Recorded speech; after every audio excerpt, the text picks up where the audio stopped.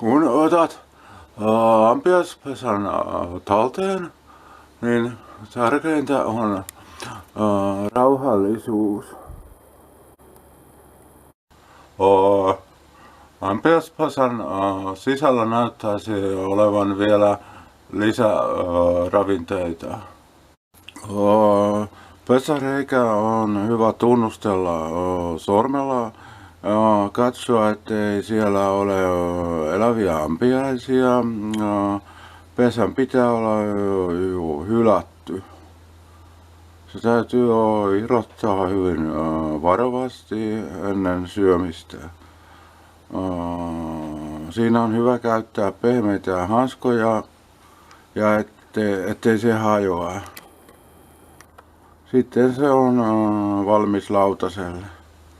Eli suket vain sisään.